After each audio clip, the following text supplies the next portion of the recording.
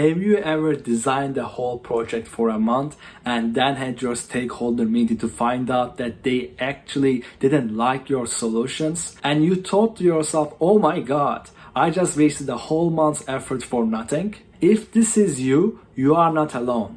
I'm a full-time UI UX designer myself, and I had this issue when I actually began working full-time. I would bring these design solutions where I thought they were great, but I actually found out that they didn't solve some problems, or I missed something and it made the whole solution obsolete. To prevent this problem from happening again, I came up with this 4-stage UI design process where I apply to each of my projects to now minimize my wasted effort. I'm going to share with you this process step by step, and I'm going to offer resources for each stage, and also I'm going to tell you what kind of conversations you should actually get with the current deliverables at each stage. Hey guys, I know you are following this tutorial, and if you haven't already, please make sure you click on the subscribe button below. If you do, you will get a notification when I release a new video that will help you become a better UI UX designer so that we can be on the same journey together. Have a good one. If you are like me, the beginning of a new project is very exciting and you want to touch that keyboard immediately. That is not the way to go to. The reason is at the beginning of the project you are much more prone to big changes. For that reason, you really want to be fast, and also you really do not want to invest as much effort as you can to your designs. And one of the reasons for this is called IKEA effect. When IKEA, the furniture company, was founded, their founders ran a test where they actually shipped some furnitures where the furniture was unassembled and the customer had to assemble it themselves. They also shipped some furniture where it was assembled completely. And they found out something that was very irrational, where the customers who actually assembled the furniture themselves actually really loved their furniture more. That actually psychologically makes sense, even though it's irrational, because we value as humans the relationships that we invest time in. We also value the design or the things that we do more of. What does this mean for your project is, as a designer, you have to be as detached and logical as you can.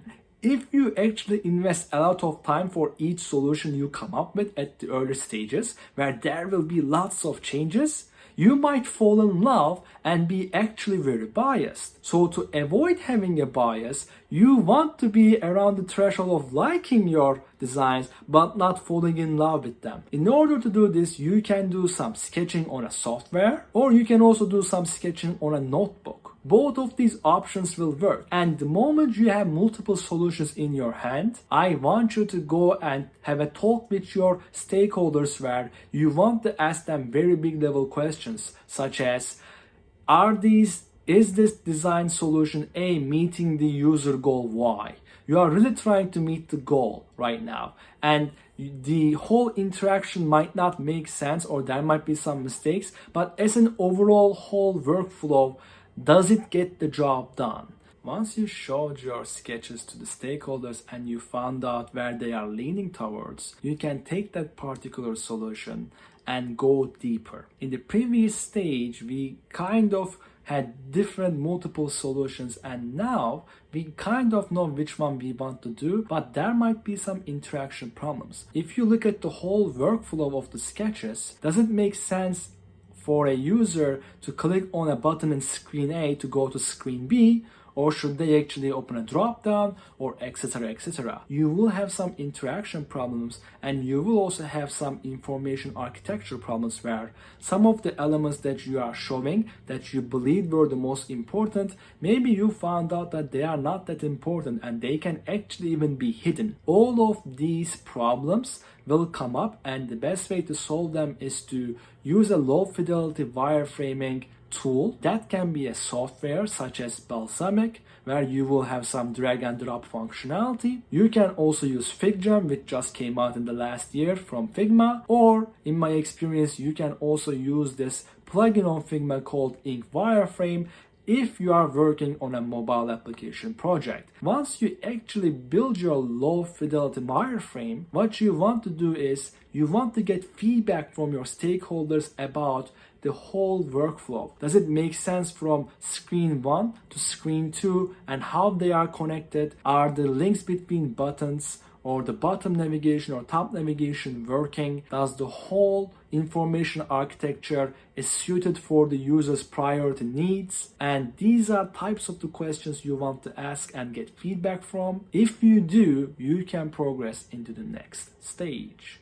Can I move to high fidelity design yet? No, you may not. The reason I don't want you to move yet, and the reason I don't in my design processes, even if we establish the right workflow and our interactions work, I want to see how each layout of a screen will work. Without the colors and without the typography, which is where we would have very deep discussions later on in high fidelity, I want to see if my spacing works. I want to see if my alignment works. I want to see if the sizing of my elements, my buttons, are good enough for users with fat fingers. For these reasons, I separate high fidelity from low fidelity with a stage called mid fidelity, where I'm gonna design a wireframe without any colors, only black and white, and mostly I won't have any specific type, meaning I will not use any branding typography. Another reason this helps a lot is when our focus is on those two elements, I really do not get any feedback about the spacing between elements, or like I said, alignment. What software can you use for mid fidelity? For mid fidelity, you can use any software you would use for high fidelity, and I really recommend you pick the same ones. Me, I usually use Figma. It is very collaborative. It is a very good software where it is based on a web browser, so it lets me actually use it in different devices as well. It's great. Or you can also use Adobe XD if your company is supporting Photoshop Suite. These two would be my major recommendations. When you go to your stakeholders with mid-fidelity prototype, you want to ask them questions like we talked about. What do you think of spacing between these elements? What do you think of the alignment here we have for the user? Do you believe that the skimming the content will be easy for them, etc.? We are getting a bit deep, but still no discussion about color or typography yet. Finally, the most fun stage. You have got your spacing and alignment, your interactions work pretty good, your solution satisfies the user needs and goals. Now let's apply typography and color. The whole purpose of this part is usually to get a accurate, consistent result for the branding that the whole company already has. Usually when you are working on a product you are working on is not the only product the company has. So that you really want to make sure you are being consistent with your design decisions and that you are taking the typography and colors from different products and apply them for this project. So overall, you will have a good visual consistency. The best kind of software that I use lets you do this across different projects and products, where you get to create a design system. Over time, as the company grows and more products are added, this kind of a software that allows you to create a design system becomes even more valuable. I would recommend you to use the software Figma, which is what I use in my full-time UX design job right now. It is very easy to create a design system in this software and very easy to share your particular screens with your developers, etc. The second choice I would go for would be Adobe XD. Now, I have attached 2 more videos at the end of this video that I believe will help you become a better UI UX designer. Please check them out and take care.